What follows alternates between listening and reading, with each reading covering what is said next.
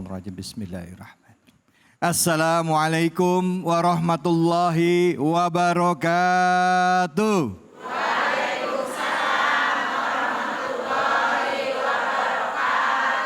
Alhamdulillahirabbil alamin. Puja dan puji mari kita panjatkan atas kehadirat Allah Subhanahu wa taala. Tidak lupa kita berikan salawat dan salam kita kepada junjungan kita Nabi besar Muhammad sallallahu alaihi wasallam beserta keluarga, sahabat dan umatnya yang setia hingga akhir zaman. Bu, ya. Gimana keadaannya, sehat?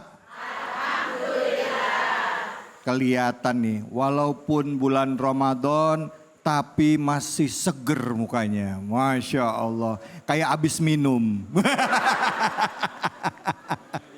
Yang penting bulan Ramadan ini gimana caranya puasanya, saumnya bisa berjalan dengan baik. Ibadahnya berjalan dengan lancar. Badan kita sehat jasmani, rohani. Sesuai dengan tema kita kali ini yaitu sehat jasmani, berkah rohani saat berpuasa. Bu. Ada yang bilang katanya begini ya, Pak saya nggak puasa, kenapa? Jangankan saya puasa, kalau sehari-hari telat makan aja saya bisa sakit.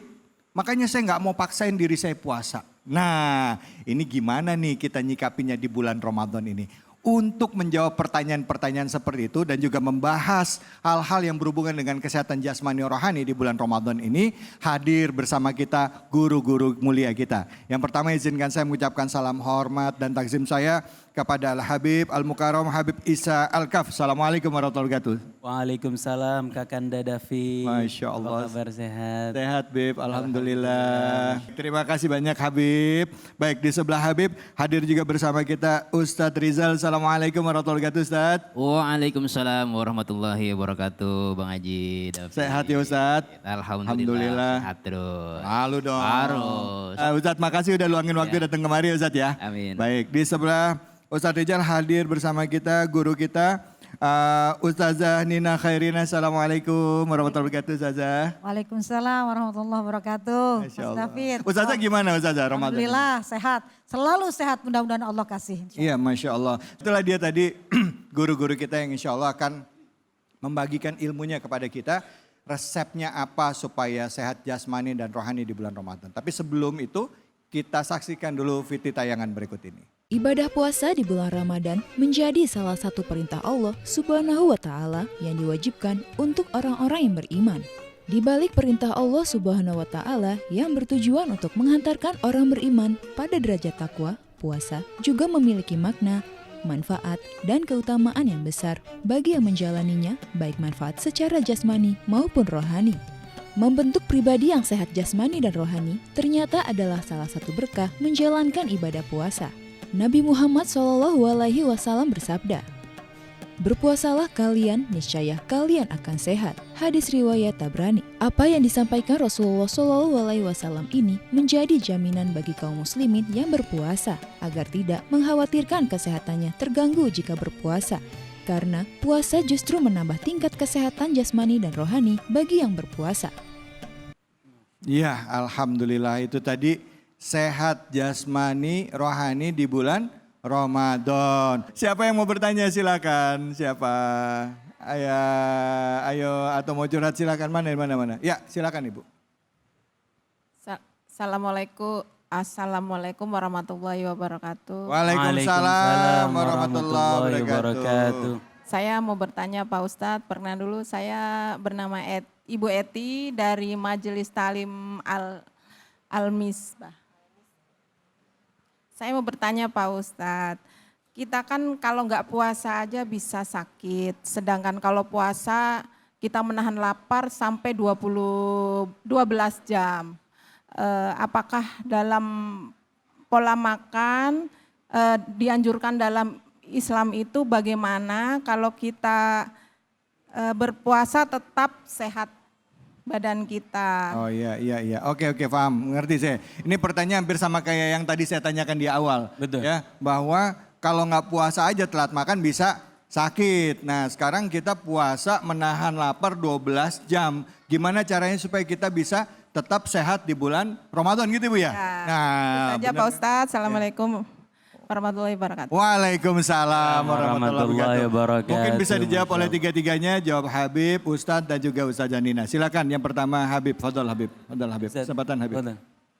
Bismillah, alhamdulillah, wassalatu wassalam ala rasulillah wa ala alihi wa sahbihi wa mawala. Assalamualaikum warahmatullahi wabarakatuh.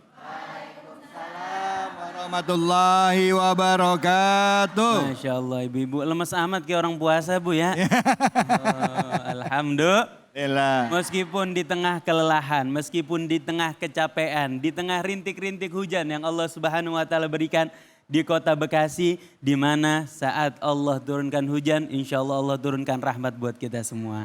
Amin amin ya rabbal alamin. Di tengah kelelahan, di tengah capek kita, Allah gerakin hati kita duduk di majelis ilmu, tanda bahwa Allah pengen naikin derajat kita. Tanda bahwa Allah pengen nguatin ketakwaan kita. Dan tanda bahwa Allah pengen jadikan kita hamba yang dicintain sama Allah Subhanahu Wa ta'ala. Tinggal ibunya mau nggak dicintain Allah? Mau, Mau nggak dijadikan kekasih Allah? mau. Kalau mau, ayo kita sungguh-sungguh dalam puasa kita. Baginda Nabi Muhammad SAW dalam sebuah riwayat bersabda, boleh diikutin ya, sumu, tasihhu, Tasihhu. berpuasalah kalian, niscaya kalian akan sehat.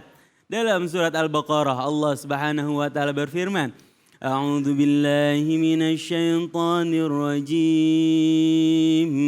Wa an tasumu khairul lakum, dan hendaklah kalian berpuasa karena berpuasa adalah satu kebaikan untuk kalian. Ibu-ibu, dengan berpuasa pertama kita jadi sehat jasmaninya. Beda orang yang lemes karena puasa sama yang orang lemes karena telat makan. Orang yang lemes karena puasa, dia lemesnya dalam ketaatan kepada Allah Subhanahu wa taala. Lemesnya dalam ketakwaan kepada Allah Subhanahu wa taala. Lemesnya dalam perintah Allah Subhanahu wa taala. Sehingga kalau tadi kata Ustazah, lemesnya dalam kecintaan terhadap Allah Subhanahu Wa ta'ala. Oh, orang yang perutnya kosong dikatakan oleh para ulama, barang siapa yang mengosongkan perutnya, otaknya diberikan hikmah, hikmah dalam hidupnya. Ibu-ibu, kalau mau kita dapat hikmah-hikmah dari Allah, sering-sering kosongin perut. Tapi jaga juga pola makan. Jangan sampai sering kosongin perut, tahu-tahu jadi asam lambung. Nauzubillah min Zalik. Itulah kenapa kita disunahkan banget untuk bersahur. Jangan kagak sahur. Sahur supaya kita walaupun berpuasa kita tetap dikasih tenaga sama Allah Subhanahu wa taala. Kita tetap dikasih kekuatan sama Allah Subhanahu wa taala. Di antara hikmah rohani, kalau tadi hikmah jasmani, hikmah rohani lainnya, dengan berpuasa hati kita jadi lebih terkontrol. Hawa nafsu kita jadi lebih terkontrol. Yang tadinya sebelum puasa apa kepengen kita datengin. Pengen makan bakso di kota mana kita berangkat. Pengen makan soto di kota mana kita berangkat. Kita dikontrol sama hawa nafsu. Begitu kita puasa, hawa nafsu kita terkontrol, akal kita maju sehingga kita lebih mudah menjalankan ketakwaan kepada Allah Subhanahu wa taala. Itulah tujuan dari puasa yang Allah Subhanahu wa taala firmankan dalam surat Al-Baqarah, la'allakum agar kalian menjadi orang yang bertakwa. Kalau kita sudah menjadi orang yang bertakwa, hidup kita akan dimudahkan oleh Allah Subhanahu wa ta'ala. Baik, terima kasih banyak Habib Isa. Silakan Ustaz Rizal, fadhol. Assalamualaikum warahmatullahi wabarakatuh. Bismillahi walhamdulillahi amma ba'du. Para ibu-ibu hadirin jamaah yang saya muliakan, menyikapi pertanyaan dan fitih yang tadi telah kita saksikan, kalau 12 jam aja kita puasa kosong, terus kalau kita nggak makan kadang-kadang sakit perut, penyakit ada, bagaimana yang 12 jam Ustadz, begitu ya Bu ya, Bu ya, Bu ya, Bu ya. Jadi begini Bu, nih Bu, nih biasanya kita kalau mau buka, apa aja kita pengen, bener Bu? Yang bikin pola makan kita rusak, apa aja kita gabres, tahu gabres? Aha. Padahal asal kena air kembung perut kita Bu, ya. Jadi bagaimana korelasinya supaya tidak sakit, ya? Pola makannya diatur Bu, bener? Kalau Nabi kan buka puasa pakai kurma, bener nggak Bu?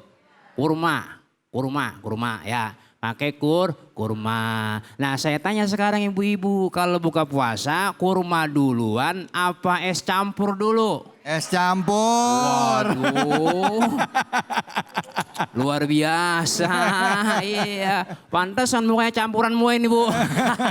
Ya Allah, pola makan Ibu dikontrol ya, pola makan. Dan juga tadi kata Habib sudah banyak ayatnya, hadisnya dijelaskan sama Habib. Saya emang ngikutin aja dah ya, ngikutin aja. Jadi sahur juga jangan sampai telat Bu, jangan sampai nggak sahur. Wah saya mau kuat saya, yaelah puasa cuman sehari 12 jam nggak sahur, kuat saya. Jangan begitu Bu, sombong namanya itu ya. Iya kuat sih kuat, kalau ngeliat orang minum es kita kadang-kadang waduh lah.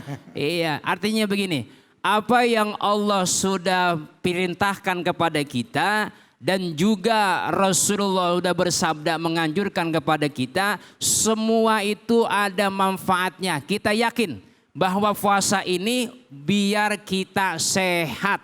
Jangan termakan oleh bisikan-bisikan syaitan. Lu makan telat aja sakit perut, apalagi 12 jam. Udah jangan puasa, jangan lah. Jangan kita buat akhirnya. Artinya apa? Iman yang dipanggil dalam hati kita. Kalau udah ada keimanan, semua bakal mudah, semua bakal gampang. Puasa jadi enteng karena ada iman, bener?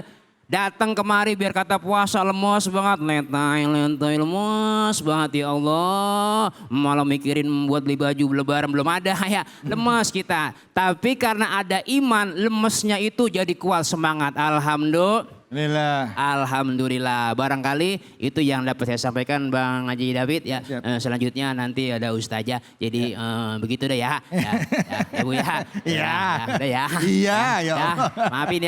Maafin. Assalamualaikum warahmatullahi wabarakatuh. Waalaikumsalam warahmatullahi wabarakatuh. Ustadz bisa aja ini mah. Baik, Ustazah Nina mungkin bisa dilanjutkan bahasan yang tadi dan juga mungkin bisa memperdalam tadi ya bahasan tentang kan puasa. Nah, seringkali yang jadi masalah itu ada pada saat buka puasa nih Ustazah nih ya. Betul. Abis udah kelar buka puasa, sholat maghribnya lewat, isanya lewat, boro-boro tarawehnya.